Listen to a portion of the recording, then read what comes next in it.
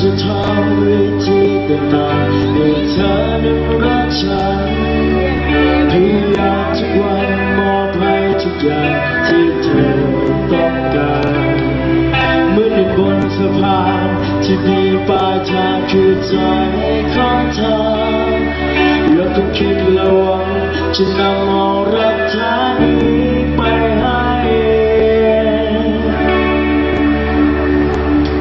แต่ทำไมเดินมาเนิ่นนานไม่ถึงสักทีแต่ทำไมมองดูเส้นทางเหมือนยาวออกไปอยากรู้ว่าฉันต้องทำตัวอย่างไรอีกไกลแค่ไหนจนกว่าฉันจะไกลบอกทีอีกไกลแค่ไหนจนกว่าเธอจะรักฉันเสียทีอีกทางใดที่อาจทำให้เธอสนใจได้โปรดบอกว่าฉันให้รู้ทีว่าสุดท้ายแล้วฉันยังมีความหมาย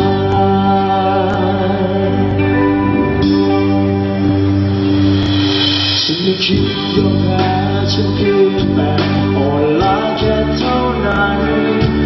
ภายในใจยังคงรักเธอเหมือนเดิมไม่เคยลืม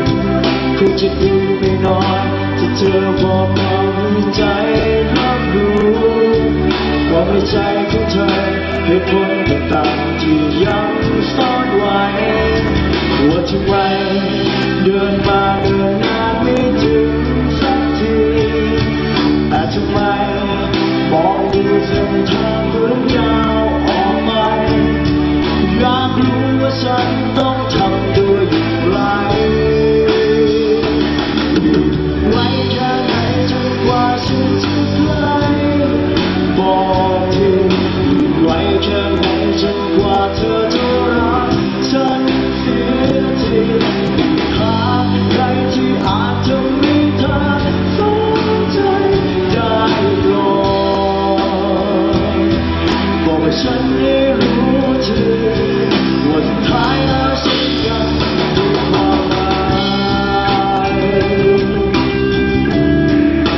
สวัสดีพี่น้องนครทุกคนด้วยกันนะครับผม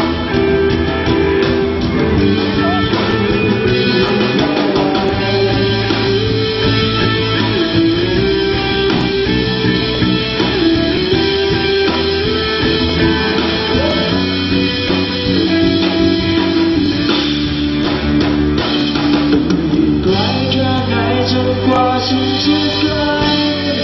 บอกทีอีกไกลแค่ไหนจนกว่าเธอจะรักฉันเสียทีหาใครที่อาจทำให้เธอ